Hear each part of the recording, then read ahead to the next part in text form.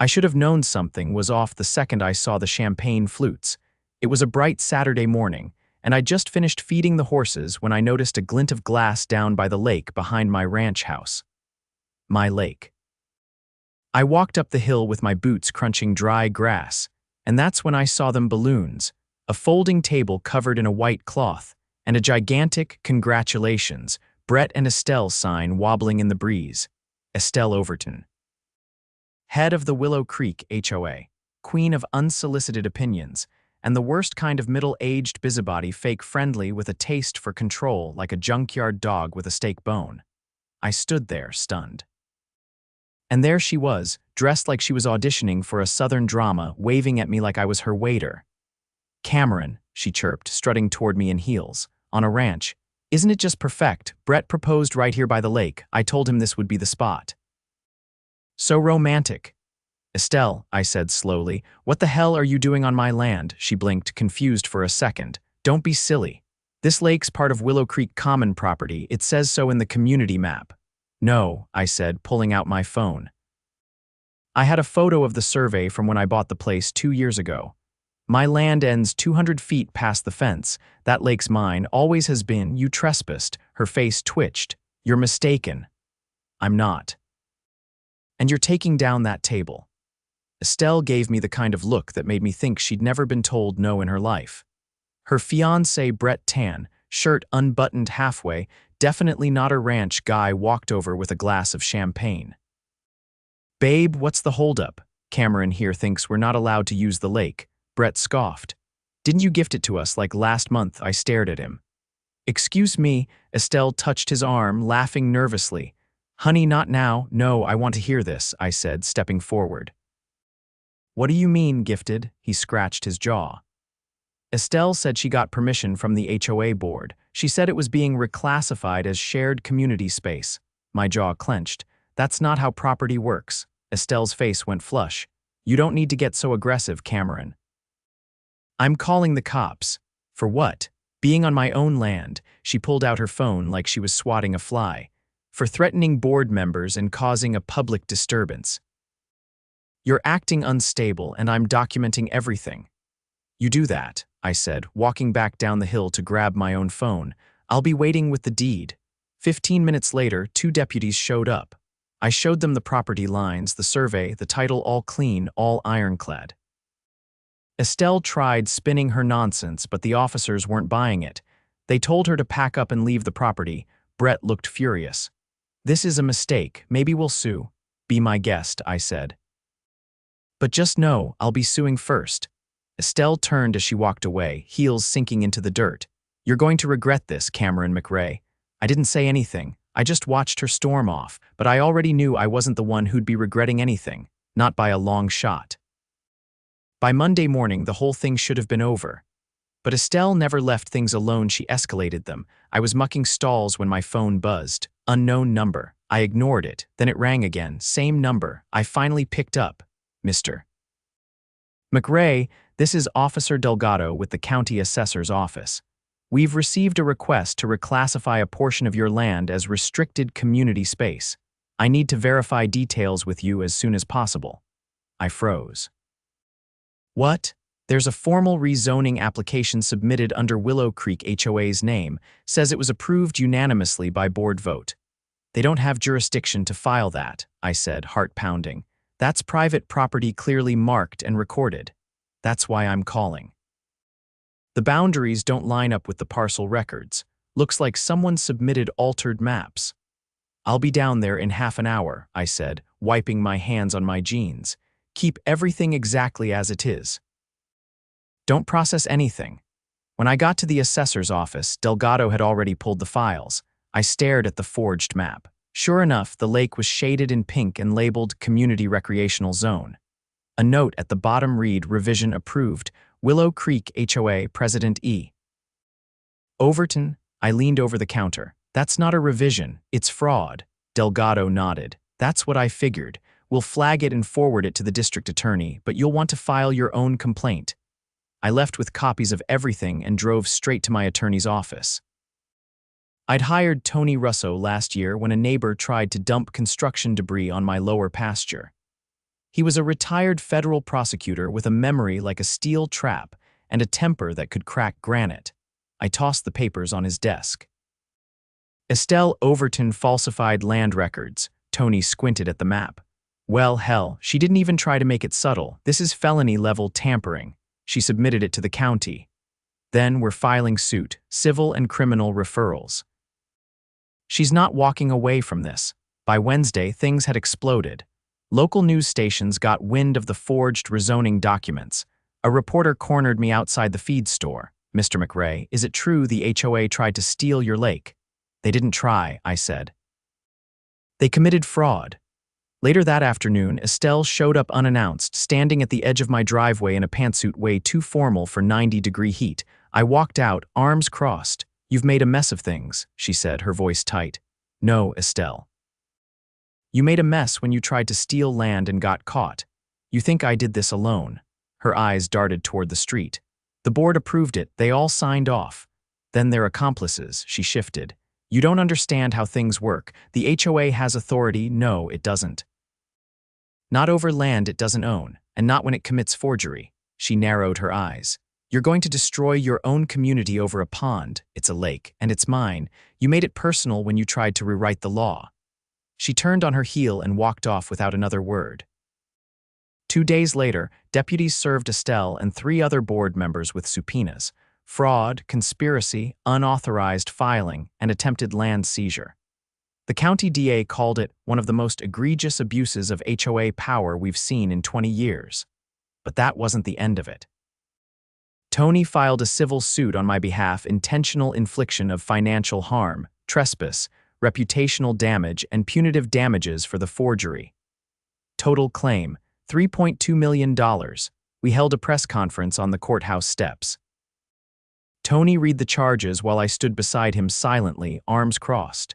Estelle's attorney, a slick guy with a Bluetooth earpiece and a spray tan, tried to call it a misunderstanding.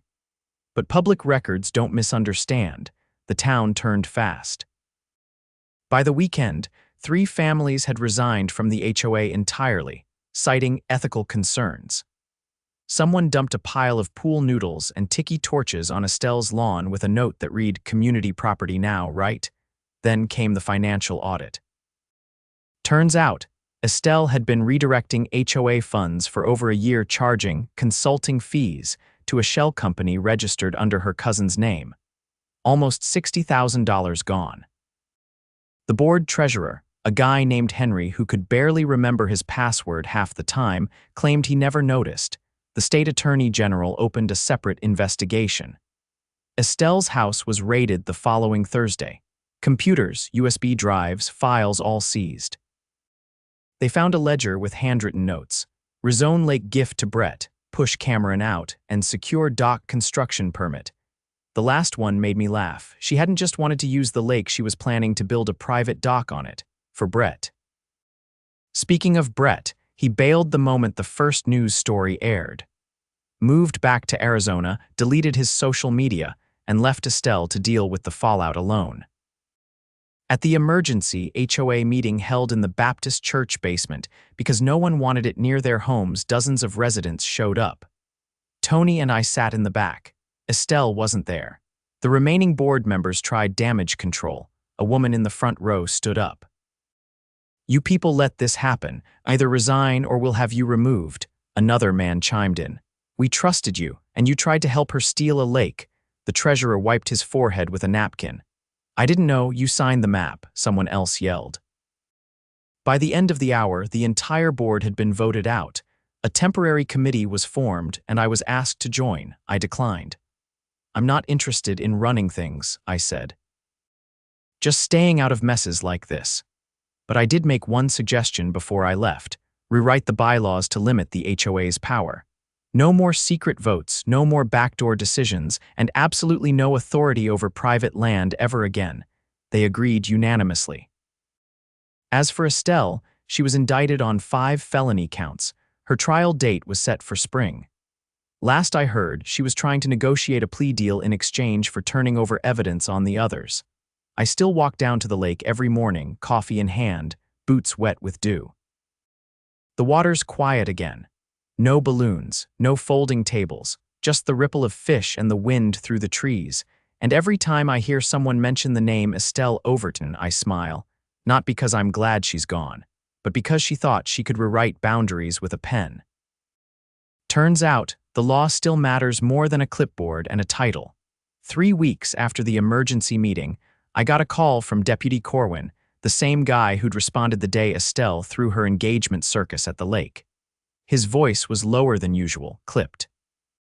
"Cameron, you still keeping copies of everything related to Overton and the HOA?" I leaned against the tailgate of my truck. "Every document, every email, even screen grabs of her cousin's fake consulting site." There was a pause on the line. "Good, you're going to want to hang on to those." "The state just dropped a new warrant. This time it's not about the rezoning," I frowned. "This about the embezzlement. No, it's bigger. There's a federal angle now. We're coordinating with a financial crimes task force out of Dallas." That got my attention. "Why's the feds involved?" "There's suspicion she laundered HOA funds through local contractors and real estate flips. Someone tipped off the IRS." I didn't say anything for a second. My mind was already running down the list of names I'd seen on those falsified budgets. Overpriced landscaping. Phantom maintenance projects. A 3-month community beautification scheme that never produced more than 2 decorative mailboxes. "She used HOA dues to wash money," I said finally. "Looks that way. And not just dues. County records show she applied for a rural development grant last year. Claimed it was for shoreline preservation around the lake. He let that hang. But she doesn't own the shoreline," I said. "Exactly." By noon, I was sitting in Tony's office again. He'd already pulled the grant application from public records. It had Estelle's signature, a fake conservation plan, and a forged environmental study. The document estimated a need for over 400 man-hours of work and included invoices from a contractor with no business license in the state of Texas. Tony pushed his glasses down. "She claimed this was for erosion control. Said she was collaborating with the private landowner, meaning you. She forged that too," he nodded. "We'll add impersonation and fraud under false pretense to the civil suit, and I'm forwarding this to the U.S. Attorney's Office. This crosses into federal land use fraud." The next day, agents raided the HOA's rented office space at the strip mall near the freeway. They boxed up filing cabinets and hauled off 2 desktops and a printer still warm. A few residents stood outside, watching in silence. Nobody said a word. The HOA sign was gone by the end of the week. Meanwhile, I got a visit from a man named Daniel Kessler. He wore a denim jacket, walked with a limp, and introduced himself as a former HOA vice president from 5 years back. "She ran me out," he said, standing at the edge of my barn. "Back then, I tried to push for transparency. She convinced the board I was mismanaging dues, had me voted out, then spread rumors I'd stolen money." "You didn't?" I asked. He shook his head slowly. "No, I kept copies of everything, but I didn't have the stomach to fight her." "Not like you." He handed me a folder with printed emails and meeting minutes. They went back over 6 years, showing a long pattern of Estelle manipulating votes, silencing dissent, and rewriting procedures mid-term to keep control. One section detailed a community enforcement initiative she launched that used fines to target homeowners she didn't like, often people who refused to vote her way. "She ran it like a monarchy," Daniel said, "but the mistake she made with you. She thought she could bluff a rancher the same way she bluffed retirees." After he left, I scanned the folder and sent it to Tony. He called me 30 minutes later. "We're amending the complaint. The pattern of abuse and manipulation just moved our case into racketeering territory." "You're saying RICO." "That's exactly what I'm saying." The following week, a federal grand jury began reviewing evidence. Estelle was served with a fresh indictment, this time including wire fraud, money laundering, false representation to obtain federal funds, and conspiracy to defraud property owners. The total list spanned 11 counts. Her attorney held a press conference on the courthouse lawn and tried to paint her as a misunderstood volunteer. But the evidence was overwhelming. Anonymous testimonies came pouring in. Former board members, ex-contractors, even a mail carrier who'd been bribed to deliver notices selectively. Meanwhile, my countersuit gained momentum. Tony filed a motion for expedited discovery, and we obtained access to the HOA's internal communications server. What we found shocked even him. Estelle had created a private message group called Preserve Willow Creek, where she coordinated with other board members to identify non-compliant residents and discuss tactics for pushing them out. One message read, "If we make his life hard enough, he'll sell. Then we can reclassify the lake properly." Another message from Brett, sent weeks before the proposal, said, "Once the lake's secured, I'll start the dock." Shouldn't be hard to convince the county if we show it's community enhancing. Tony added those messages to our filing and forwarded copies to the U.S. Attorney's Office. They confirmed they'd be using them in the criminal trial. As the case grew, media coverage exploded. A local podcast ran a 3-part series titled The HOA Queen of Willow Creek, and the story went viral. I started getting letters from people across the country, folks who'd been bullied by their own HOAs. Some of them offered to testify. Others just wanted to say thanks. One letter stood out. It came from a woman in Nevada who said her HOA had tried something similar and no one had believed her. "You proved it's possible to fight back," she wrote. "You made it matter." The trial was scheduled for early spring. Estelle's defense tried to delay it, citing emotional distress and unfair media portrayal. The judge denied it. She was ordered to remain in the state, surrender her passport, and wear an ankle monitor. In preparation for court, I had security cameras installed around the entire property, including the lake perimeter. Not because I expected trouble, but because I didn't trust her not to pull something desperate. 1 week before trial, someone tried to file another permit request with the county, this time for a temporary community dock on the southern edge of the lake. But this time, the county clerk flagged it immediately. The applicant used a fake name, but the phone number led back to a prepaid burner.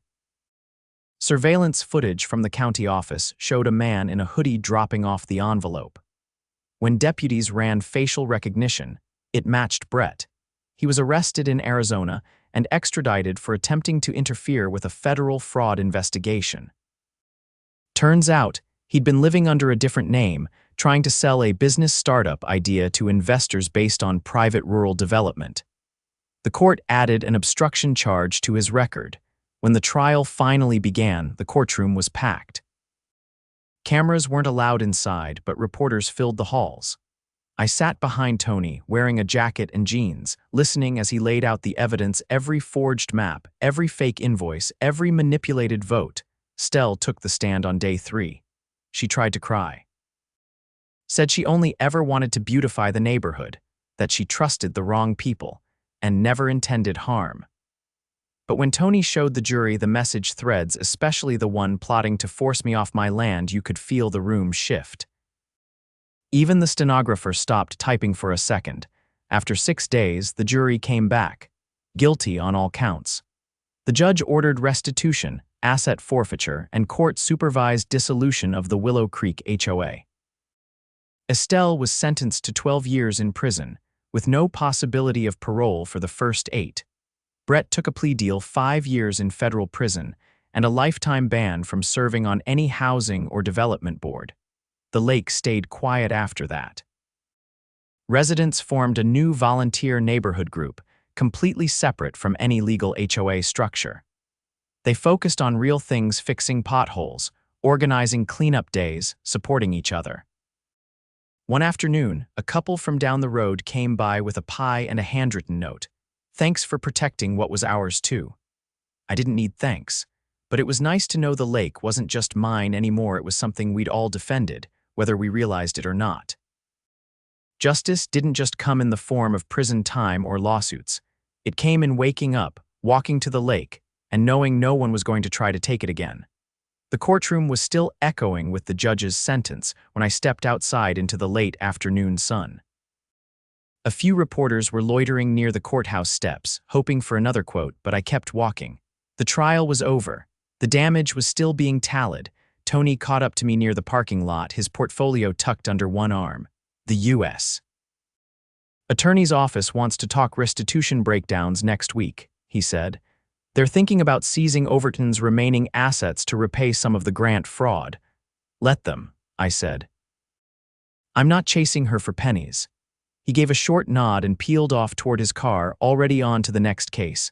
I lingered for a few seconds longer, watching a pair of pigeons fight over a dropped sandwich in the gutter. Somehow, it felt symbolic. Back at the ranch, the air was different. Not cleaner, just quieter. The kind of quiet that comes when no one's watching from the shadows anymore. I walked the fence line that evening with my dog Boomer pacing alongside, ears flicking at the cicadas. The lake was still, almost glassy, and for the first time in months, I didn't feel the need to check my trail cams twice before bed. But just because the courtroom chapter was closed didn't mean the mess was over. 3 days later, I received a certified letter from a law firm in Dallas. It was addressed to the estate of Cameron McRae, which was a strange way to label a living man.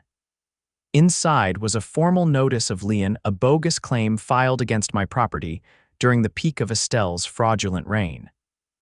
It had been quietly attached to my ranch's title records 6 months earlier through a shell company registered to an address in El Paso. The lien listed an outstanding maintenance contribution for over $80,000. I brought the paperwork straight to the county clerk's office the next morning. The man behind the desk scanned the document and frowned. This was filed under a Development Improvement Authority, he said, tapping the screen, but this parcel's not part of any improvement district. Never has been. It's fake, I said. She tried one last land grab. I filed a formal motion to nullify the claim and sent a copy to the district attorney. By the afternoon, I was sitting in a conference room with 2 investigators from the state's Financial Crimes Unit. They were already familiar faces. One of them had testified at Estelle's trial, but this time they weren't asking about rezoning or forged maps. There's something buried deeper, one of them said, flipping open a file.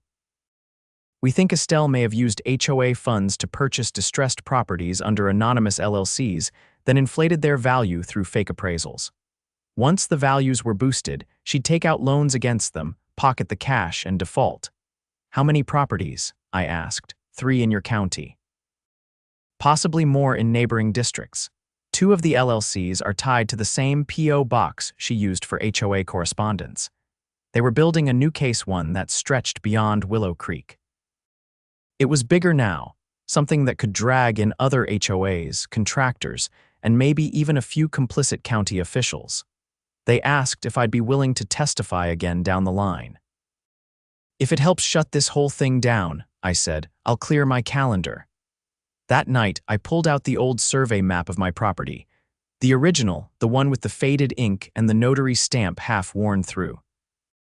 I tacked it to the wall of my study, not for legal reasons, just to remind myself how close I'd come to losing something that should have never been up for debate. The following week, a demolition crew rolled into Willow Creek. They were there to tear down the HOA's old administrative trailer, the one Estelle had paid rent on for years using funds marked for community development. It was mostly empty now, just a few busted filing cabinets and a whiteboard with faded marker still scrawled across the top. Enforcement priorities. I watched from my truck as the walls came down. A few neighbors gathered nearby, some taking photos, others just watching with arms crossed. No one looked particularly sad to see it go. One of them, a retired postal worker named June, walked over to my window. Feels like we're finally scraping the mold off, she said. I chuckled. Long overdue, she hesitated for a second. We've been talking, some of us, about starting over. Not an HOA, just a community council, voluntary, transparent. No fines, no enforcement, just neighbors helping neighbors. I turned off the engine. You'd get my support. But I won't be on any board, she smiled. Didn't expect you to be, just glad you're still around. As the weeks passed, the lawsuits wrapped up and the federal investigation expanded. Estelle's assets were liquidated, her car, her jewelry, even the half-finished deck she'd started building at her house. Everything went into a restitution pool for victims of her fraud. I received a check in the mail one morning. The amount wasn't even close to the damage she'd caused, but I cashed it anyway and donated it to the local 4-H club. Brett, meanwhile, vanished into the federal prison system without ceremony. No one came to defend him. No one mentioned his name at the community meetings. He became a cautionary tale told in quiet tones whenever someone asked what happened to the Overton woman's fiancé. A few months later, I got a call from Tony. "The state's pushing a new bill," he said. "One that limits HOA power in rural zones. Your case is being cited as the catalyst." I leaned back in my chair, gazing out the window at the horses grazing near the tree line. "About time people started drawing some lines. Lines are only useful if people defend them," he said. "You did that. The bill passed by summer. It required full transparency in HOA financials, mandatory third-party audits, and most importantly, it stripped HOAs of any authority to enforce rules on private property without explicit, notarized consent from the owner. Willow Creek wasn't just a headline anymore, it was a precedent. By fall, the council June and the others had talked about became real. They met once a month in the church hall. No dues, no threats, no drama. Just updates on road repairs, mutual aid, and the occasional potluck sign-up sheet.